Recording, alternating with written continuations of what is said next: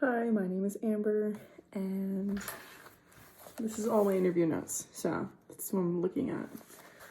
So, the person I interviewed, obviously not gonna say who they are, 58-year-old female, she works in accounting, and her chronic disease is chronic kidney disease, so CKD. Answering the first question, the events that led up to her diagnosis was she was feeling back pain in the lower left by her left kidney and went to urgent care and essentially was told that she just had a cold and had to go home. So, pain wasn't getting any better. It was getting worse, actually. And so she went to the ER, which was the emergency room or emergency department, however y'all call it, depending on where you are. And that's when they initiated scans and everything, and that's when she got diagnosed with CKD, and it was too late for her left kidney. Apparently there was a blockage in one of her main arteries, and the kidney had already died inside, so she hadn't had a functional left kidney for years, so that was a shock to her. So that was kind of like what led up to it. What symptoms did she have? She had, like I said, lower left back pain where the kidney is. That's really all she experienced. She didn't really have much, that's what she said, but it got worse later. So after hearing that her kidney was no longer viable and was unsalvageable by, the team of docs that she saw, it was decided that nothing would be done unless there were major complications from the kidney being inside the body. So, about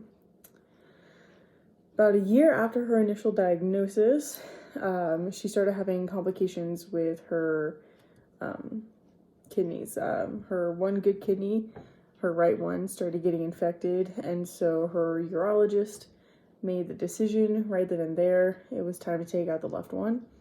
So that's kind of the increasing symptoms that she had. She has some crazy infections in her body. So what testing did she undergo? So the urgent care, she was pretty upset with the care that she got, and they did zero testing. No CTs, no x-rays. And again, most urgent cares don't have that.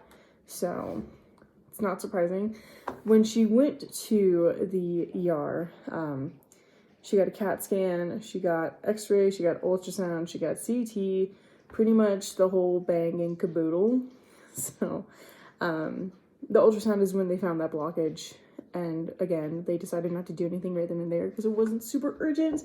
Her right kidney had already been doing all this extra work for all these years, so it wasn't anything crazy. So, let's see, where am I at? Yeah, so they decided not to remove it. And then that year happened, and then she got it removed. So those were all the tests that she got. Nothing like super out of the ordinary, just, all the scans that you need to do. Basically everything but an MRI, because they didn't need to see that. They could see everything that they needed to do with the CAT and CT. So, how had medical professionals treated her? She said she had really good luck with her direct, surgery team. So her urologist, her surgeon, and her physician all worked together. And then after her surgery, she got a nephrologist, which is a kidney specialized, a doctor who specializes in just kidney function, while urology has kidneys, ureters, pretty much everything in the reproductive area, kind of.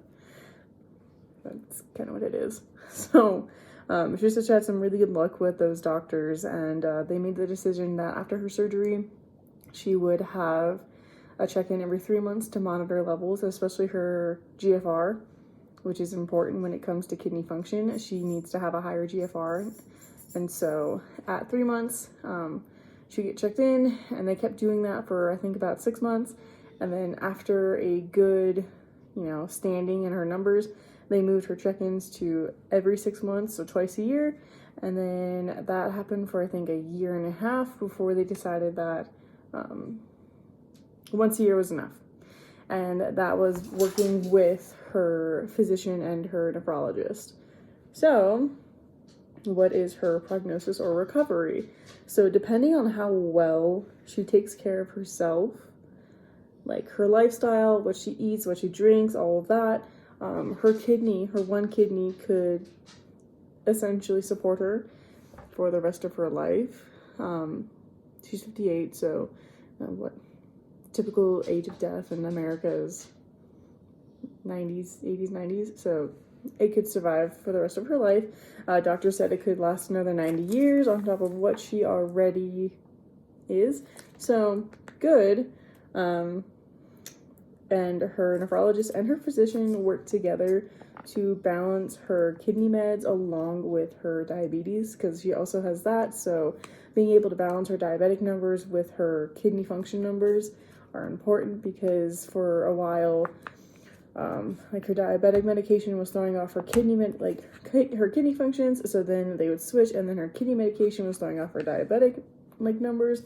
So they were able to work together and find that balance, which is good, obviously. So the only major possibility and a hindrance in recovery, but not that she's not recovered, is if that right kidney does start to fail, she'll have to go through dialysis. So that's something that is just kind of on the radar, not really concerning her, but it is a possibility, and it is part of the prognosis of CKD. So something she has to know about. And so that last question, what would she want future healthcare workers to know as someone with CKD and someone who's just a patient? This is something that I hear all the time when I am in the hospital, because I work in a hospital, is patients just want to be heard by their doctors. I run into a lot of instances where patients will tell their doctors, hey, this hurts, can we do something about it? Or, hey, it hurts, I know this is I just don't feel right. And doctors will jump to the conclusion, oh, nothing's wrong, because according to the medical training that I got, this isn't following anything. So her biggest thing is she wishes that doctors, I'm going to quote her, listens to what your patients have to say and not jump to conclusions based off of the knowledge that you've received. Patients know their body better than you do and feel like they need to be listened to. She feels like if someone had listened to her in the ER years before she had her original back pain, her kidney might have been able to be saved because the blockage could have been undone, and instead of having her kidney removed, she would still have 2 functioning kidneys. So she got lucky. There's people with her disease that have worse diagnosis and prognosis and recoveries and everything. There's people out there who have it way worse, and so she knows that she's lucky, and she is just living life to the fullest. So yeah, enjoy.